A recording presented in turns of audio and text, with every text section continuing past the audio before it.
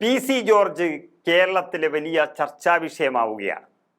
Channel ചർച്ചയിലെ വിദ്വേഷ പരാമർശ കേസിൽ ഇപ്പോൾ ഇതാ പി.സി. ജോർജിനെ പോലീസ് ഉടൻ അറസ്റ്റ് ചെയ്യില്ല എന്നുള്ള വാർത്തകളാണ് പുറത്തു വരുന്നത്.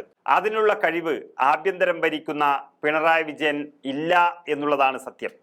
തിടുക്കപ്പെട്ട് വീട് വളഞ്ഞ് അറസ്റ്റ് ചെയ്യേണ്ട എന്നുള്ളതാണ് പോലീസിന്റെ തീരുമാനം എന്നാണ് അറിയുന്നത്. അങ്ങനെ അറസ്റ്റ് ഉണ്ടായാൽ അത് പി.സി. ജോർജിന് രാഷ്ട്രീയ നേട്ടമുണ്ടാകുമെന്നാണ് സർക്കാരിന്റെ വിലയിരുത്തൽ.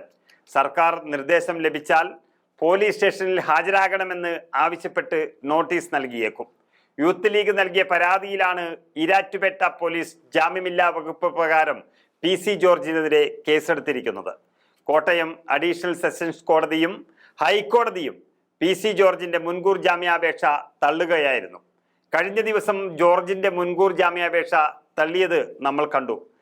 പി.സി. ജോർജ് ഉടൻ അറസ്റ്റിലാകുമെന്ന് ഇന്ന് കേരളത്തിലെ എല്ലാ പത്രങ്ങളും പോർട്ടലുകളും മാറി മാറി പറഞ്ഞിട്ടുണ്ടെങ്കിലും പി.സി. ജോർജിനെ അറസ്റ്റ് ചെയ്യാനുള്ള ഒരു ആംബിയർ കേരളത്തിന്റെ സർക്കാരിനില്ല എന്നുള്ളതാണ് യാഥാർത്ഥ്യം.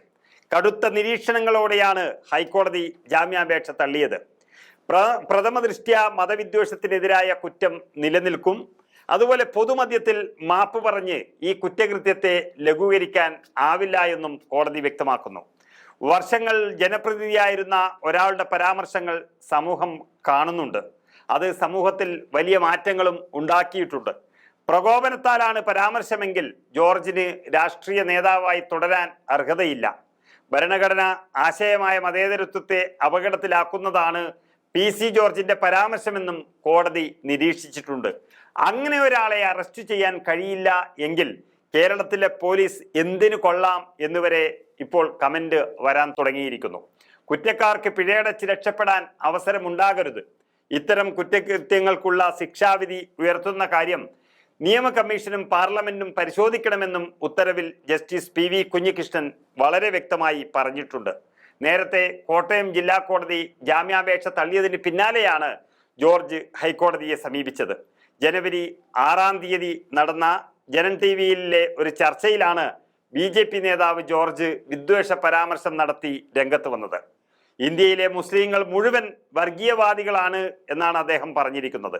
നമുക്കറിയാം 90% മുസ്ലിം വോട്ടുകളുള്ള ഈരാറ്റുപേട്ട നഗരത്തിൽ നിന്നും എത്രയോ തവണ പൂഞ്ഞാർ MLA ആയി ജയിച്ച ഇദ്ദേഹമാണ് ഇപ്പോൾ അദ്ദേഹം തോറ്റതിന് ശേഷം മുസ്ലിങ്ങളെ പച്ചത്തെറി വിളിച്ചുകൊണ്ട് രംഗത്ത് വരുന്നത്.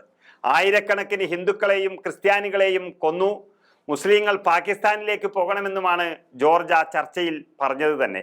കുഞ്ഞാലിക്കുട്ടി, KT ജലീൽ, SDPI, ജമാഅത്തെ ഇസ്ലാമി എന്നിവരെല്ലാം ചേർന്ന് പാലക്കാട് BJPയെ തോൽപ്പിക്കാൻ ശ്രമിച്ചുവെന്നും ഈരാറ്റുപേട്ടയിൽ മുസ്ലിം വർഗീയത ഉണ്ടാക്കിയതാണ് തന്നെ തോൽപ്പിച്ചതെന്നും പി.സി. ആ ചർച്ചയിൽ ആരോപിക്കുകയും ചെയ്തിരുന്നു. അങ്ങനെ സ്വന്തം മണ്ഡലത്തിൽ തോറ്റുപോയതിൻ്റെ വിഷമം ചാനൽ ചർച്ചകളിലും എല്ലാ ഇടങ്ങളിലും അദ്ദേഹം മതവിദ്വേഷം പ്രചരിപ്പിക്കാൻ ഉപയോഗിക്കുന്നു എന്നുള്ളത് തന്നെ കേരളത്തിലെ ഏറ്റവും വലിയ വർഗീയ വിഷം ചീറ്റുന്ന ഒരു വ്യക്തിയായി പി.സി. ജോർജ് മാറിയിട്ടുണ്ട് എന്നുള്ളത് തെളിഞ്ഞിട്ടും അദ്ദേഹത്തെ അറസ്റ്റ് ചെയ്യാൻ കഴിയാത്തത് പിണറായി വിജയന്റെ ഏറ്റവും വലിയ പരാജയം എന്ന് തന്നെ പറയേണ്ടി വരും.